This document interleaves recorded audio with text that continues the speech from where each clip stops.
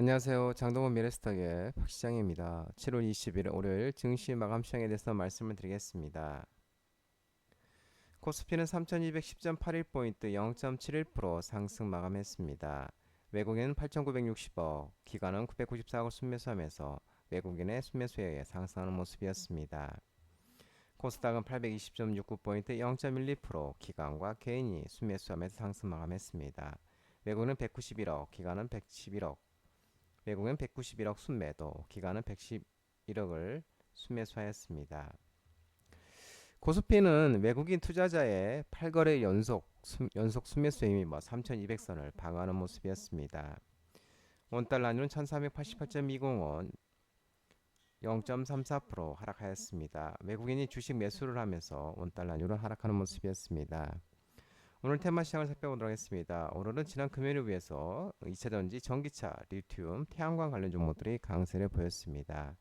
중국 정부가 전기차, 배터리, 태양광 패널 등 출혈 경쟁 산업 감산 추진 소식이 나오면서 리튬 포스, 하이드로 리튬, 유일에너테크, 중앙첨단소재, 첨보, KGA, 사마알루미늄, LG화학, LG에너솔루션, 삼성 SDI 등 2차전지, 전기차, 리튬 관련주, 하나솔루션, LOT베큐um, OCI, 파로 등 태양광 테마가 상승했습니다.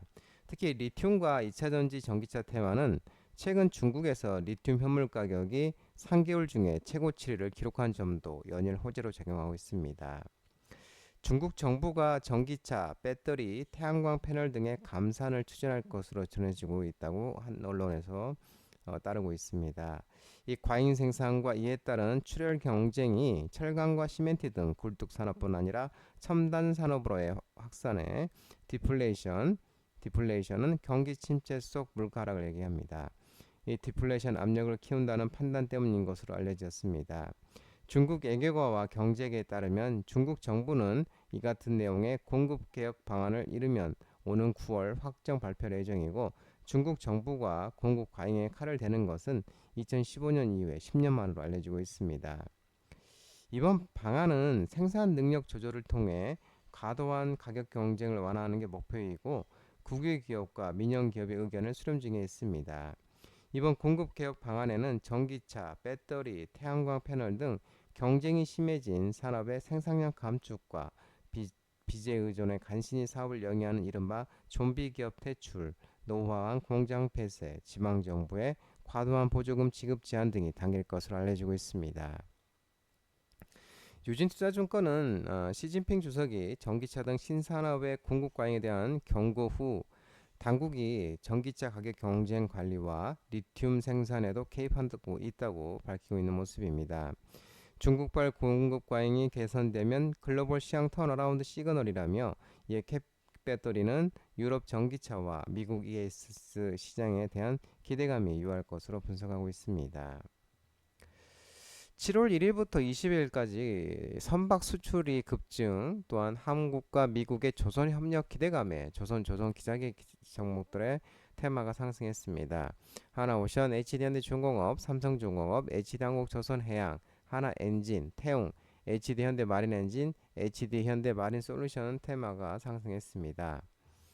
관세청은 7월 1일부터 20일 수출 현황에 따르면 해당 기관의 수출액은 전년 동기 대비 2.2% 감소한 361억 달러를 기록했지만, 반도체와 선박 등 효자 품목들의 수출 증가세는 지속된 것으로 전해지고 있습니다. 특히 선박 수출은 전년 동기 대비 172.2% 급증세를 보였습니다. 한미간 국방 분야 조선 협력이 초읽게 들어갔다고 언론에서 얘기하고 있습니다. 데이비드 김 하나 필리십 야드 대표가 한국 언론 주민특파원 간담회에서 미군의 해군 프로젝트에 대한 정보 제공 요청서들을 제출했다고 밝혔습니다. 단순히 논의만 한 게 아니라 이미 두세 개 제출을 했고 지금도 계속 제출 중이라며, 사실상 해군 사업 참여를 위한 입찰 절차에 착수한 셈이라고 언급했습니다. 구체적인 프로젝트 내용에 대해서 김 대표가 언급하지는 않았지만, 미국 해군 함정 산업에 참여하기에 필요한 방산 라이선스 취득과 관련된 프로그램 참여가 논의되고 있는 것으로 추정되고 있습니다. 한편 하나오션은 대만 양밍해운의 약 2조 원 규모의 대형 컨테이너선 발주 계약에서 우선 협상 대상자로 또 선정이 됐습니다. K-팝 데몬 헌터스 글로벌 흥행 지속과 넷플릭스 2분기 호실적 모멘텀이 지속되면서 영상 콘텐츠 종목들이 상승했습니다. 사마 네트워크스, 스튜디오 미르, 뉴, M83, 펜 엔터테인먼트, 스튜디오 드래곤, 덱스터 등 영상 콘텐츠 테마가 상승했습니다. K-팝 걸그룹의 테마를 다룬 넷플릭스 애니메이션 영화 K-팝 데몬 헌터스의 글로벌 흥행이 지속되고 있습니다. 20일 미국 빌보드 차트 예고 기사에 따르면 K-팝 데몬 헌터스 OST가 5위를 기록, 전주보다 3계단 내려 하락했지만 발매 4주차라는 걸 고려하면 장기 흥행이 이어지고 있다는 평가도 나오고 있습니다.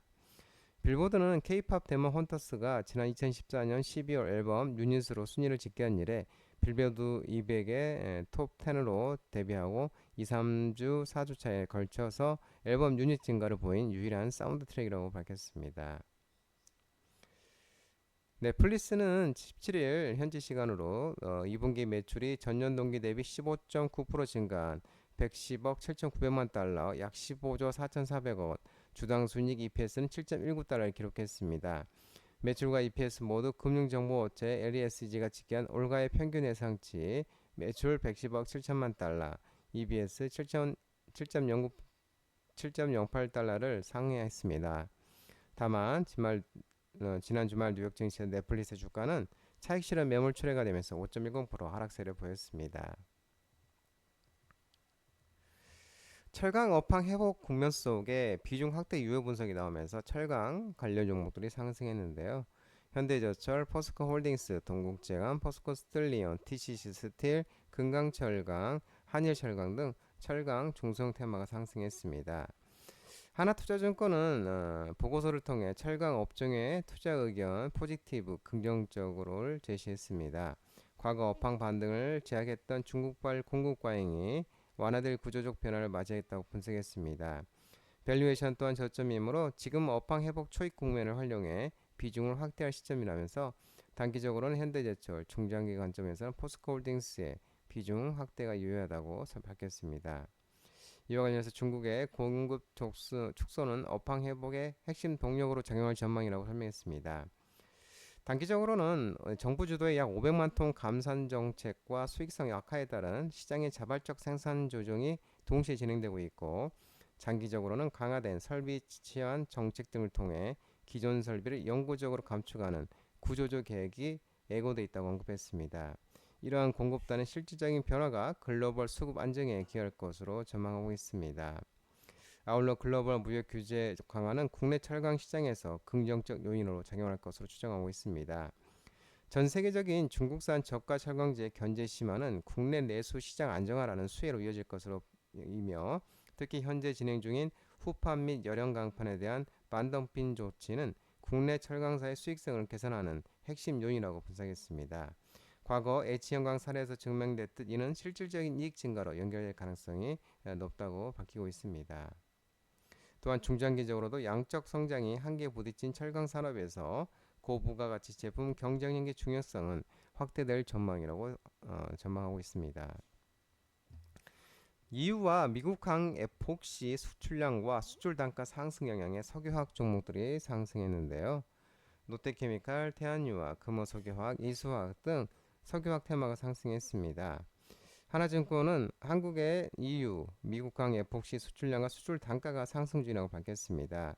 이는 경쟁국 대비 상대적으로 유리한 반덤핑 관세, EU, 미국의 구조조정 영향 등 때문인데요. EU는 유럽은 2025년 2월 말 에폭시 반덤핑 관세를 중국의 맥스 40%, 대만은 맥스 11%, 태국 등에 부과했지만 우리나라에서는 무관세를 적용했다고 밝혔습니다. 이어 3월 말 미국도 에폭시 반덤핑 관세를 확정했는데 한국은 5.68에서 7.6%, 중국은 355%, 인도는 13에서 16%, 대만은 10에서 27% 대비 상대적으로 유리했다고 밝혔습니다. 한편 2025년 1월 한국의 에폭시 수출량은 2년 내 최저치를 기록한 이후 최근 뚜렷한 회복세를 나타내고 있는데, 이는 EU와 미국항 수출 확대 영향이라고 밝혔습니다. 비트코인이 지니어스법 통과 후에 12만 달러를 하회하면서 가상화폐 종목들이 하락했습니다.